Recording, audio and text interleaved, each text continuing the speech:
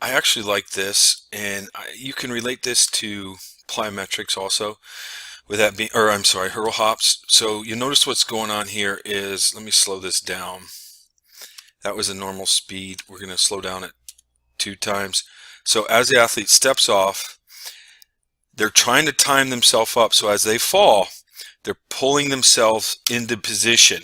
And this would be a high range plyometric. So this is at the higher level and not the deep, because you can do both. I got high, mid, and low range plyometrics in the triphasic phased plyometric method. But he's just hitting here high and he explodes up. Now, let me go back here. Again, he's using his muscles to pull himself into position. As soon as he hits the ground, he basically switches from his hamstrings and his psoas pulling himself into position, and actually his tibialis and his various foot muscles extensors. Then he switches to flexors of the foot, calf, his quad, and his glutes are firing now to explode up onto the box. So you're switching them on and off. That's the goal of the ASFM method, is to switch these muscles on and off.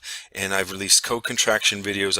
If you're not kind of understanding, this causes a more effective co-contraction because the limbs are loaded and now you're exploding up.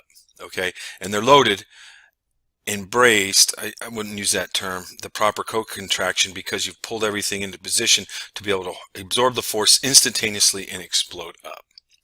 Now we'll go to this one. This is a pretty good example. And what happens here is you see the athlete will pull themselves into position with a load and explode up. We'll do another one. Boom. He resets at the top, pulls himself. This one's actually a little bit better on the second one. Boom. Explodes up. There's some slack. Let me have this run at full speed. This was a college running back. First one, he wasn't able to absorb the forces fast. Second one was better. There we go. And again, he's pulling himself into position. We'll back that up a little bit to go slower. He lands, pulls himself down with load, and explodes up. Now, this one athlete here is a pretty explosive one. When I say that, he was about 260 pounds with a 44-inch vertical at one time. So again, you'll notice how he pulls himself into position extremely fast, gets into that deep position, and explodes up with ease. And again, that's pretty easy for him. Pulls himself down and explodes up. Okay, but again, you're using various muscles to pull yourself into position. Now, I should probably go back. I want to actually cover this one here, the rebound drop. I think I wanted to make a point here with this one, is that you would do the same with, let's say you jumped over a hurdle. So if there was a hurdle here and this athlete jumped over the hurdle and was landing, as they're coming off, you want them to be somewhat erect and then time the landing up. And this, I don't have video of this because this is definitely hard to do.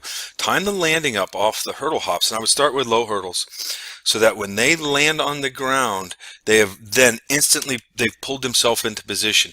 So for you to jump over a hurdle, land, and pull yourself into position at the last possible minute so that you're in an excellent position to transition forward, that is the ultimate way to use ASFM method. Okay, now the next one is, and I think the last one,